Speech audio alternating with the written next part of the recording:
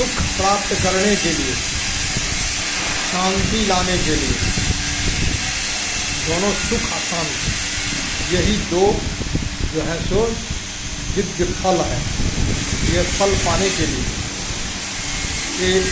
इस लोक का नियम जो है, जो मानवीय संविधान, उससे प्राप्त नहीं होता है। इसके लिए देवी संविधान का जो है तो अपने पर आप पर लागू करना पड़ता है और वो संविधान के तहत जीना पड़ता है। यदि वो संविधान के तहत नहीं जिएंगे, जो सनातन धर्म करते हैं, तो आपको आपके ज़िंदगी में सुख और शांति कभी जो है तो प्राप्त नहीं होता। आपको जो दिखाई देता है वो आखिरी सुख है, शांति है, और वो क्षणिक होता है। क्षणिक में ही असुर बहुत बड़ी वीर कहलाते हैं और क्षणिक में ही सब नष्ट हो जाता है। क्षणिक में ही आनंद होता है, क्षणिक में ही आनंद नष्ट होता है। मानव को कुछ 1 साल लगता है तो वो अपने कर्मानुसार जो इधर दैवी संप्रदाय को भी समर्थन करते हैं, इसीलिए कुछ समय टिक जाता है, लेकिन वो भी ज़्यादा समय नहीं होता है। जो दैवी संविधानों को अंगीकार करता है, स्वीकार करता है, उसका जो है तो उसका सीमा में बंधा नहीं गया है। तो कितना समय तक सुख शांति पाएगा, इसका कोई पारावार नहीं है। और ये जो है तो बड़े बड़े संत महात्मा विद्वान इत्यादि को भी यह सुख शांति प्राप्त होने में बहुत कठिन है, क्योंकि वो लोग भी अपने जो है तो विज्ञान विद्या के नशा में चूर रहते हैं। वो अपने आप यही साबित करने में लगा रहता है। हम जो बोलते हैं वो सबसे उच्च श्रेणी का विद्या, उच्च श्रेणी का वाणी, उच्च श्रेणी का कार्य हम करते हैं।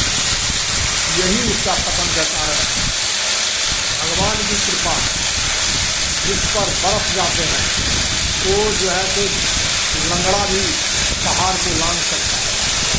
और एक मूर्ख था कलिया, वो कालिदास हो गए, और वाचस्पति गूंगा था, वो इतना वाचाल शक्ति हो गया कोई सामने नहीं दिखा।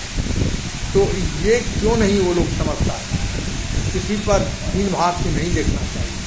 कौन कब ज्ञानी विद्वान संत महात्मा बन जाएगा, इसका कोई ठिकाना नहीं है।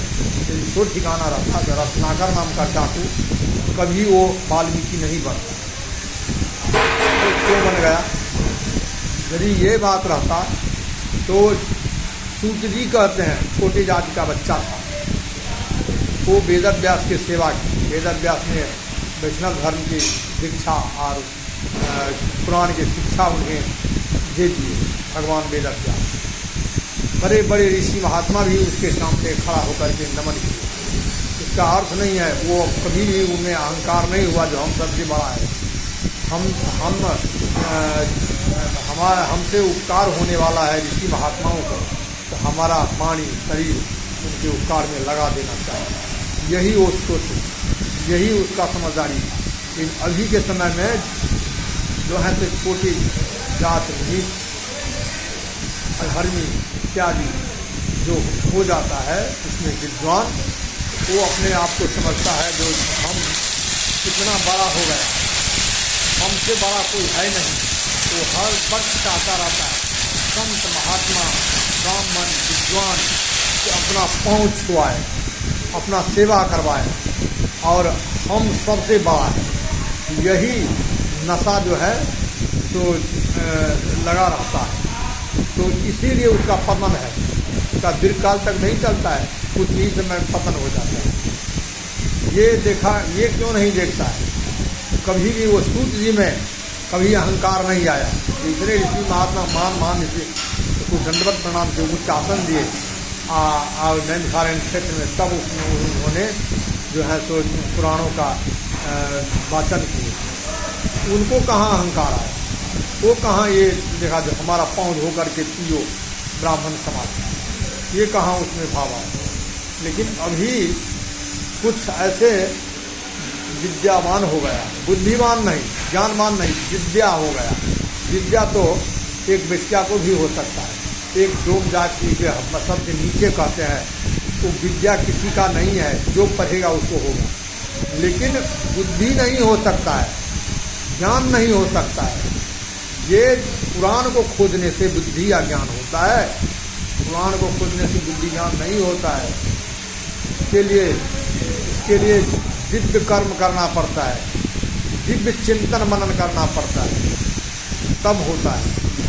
वैसे ये कहीं रखा नहीं है पुराणों में, ज्ञान प्राप्त कर सकते, विद्या प्राप्त कर सकते। जो पुराण में है वो विद्या प्राप्त कर सकते। विद्या जो है सो ज़्यादा समय नहीं रहता है, वो नष्ट ही हो जाता है।